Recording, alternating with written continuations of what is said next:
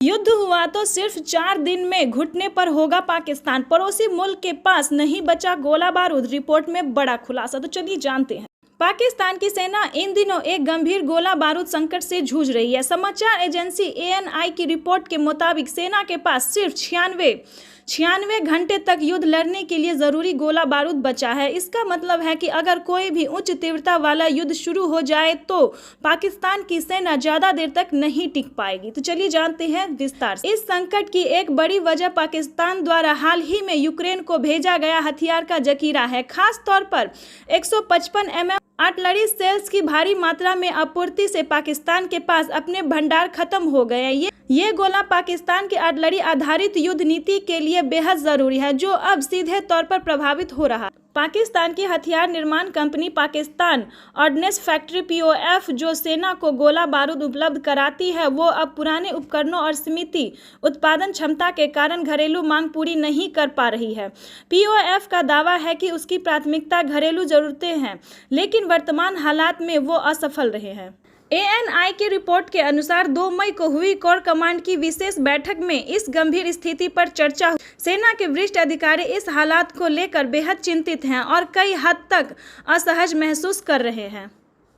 पूर्व सेना प्रमुख जनरल कमर जावेद बाजवा पहले ही पाकिस्तान की सीमित युद्ध क्षमता को लेकर चेतावनी दे चुके थे। उन्होंने आर्थिक और लॉजिस्टिक समस्याओं को प्रमुख वजह बताया था। पाकिस्तान की वर्तमान आर्थिक स्थिति, जिसमें महंगाई चरम पर है, कर्ज लगातार बढ़ रहा है और विदेश मुद्रा भंडार गिर रहा है, इसने हालात और भी बिगाड़ दिए हैं।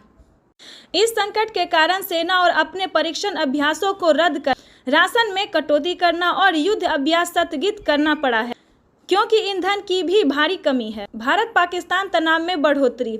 बढ़ते खतरे को देखते हुए पाकिस्तान ने भारत सीमा के पास नए गोला बारूद डिपो बनाना शुरू किया है, लेकिन जानकारों का कहना है कि जब भरने के लिए गोला बारूद ही नहीं तो इन डिपो का कोई रणनीतिक फायदा नहीं होगा।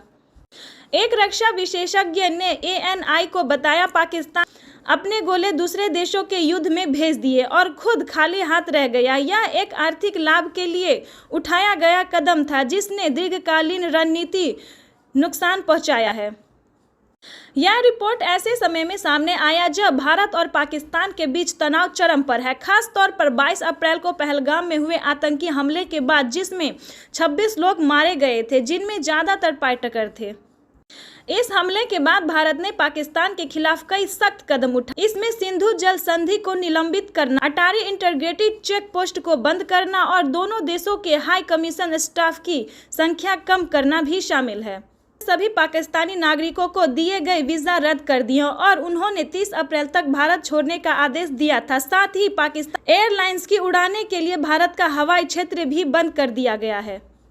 ऐसे ही ताज़ा समाचार के लिए, ताज़ा खबरों के लिए चैनल को लाइक करें, सब्सक्राइब करें और ज़्यादा से ज़्यादा शेयर फॉलो करें।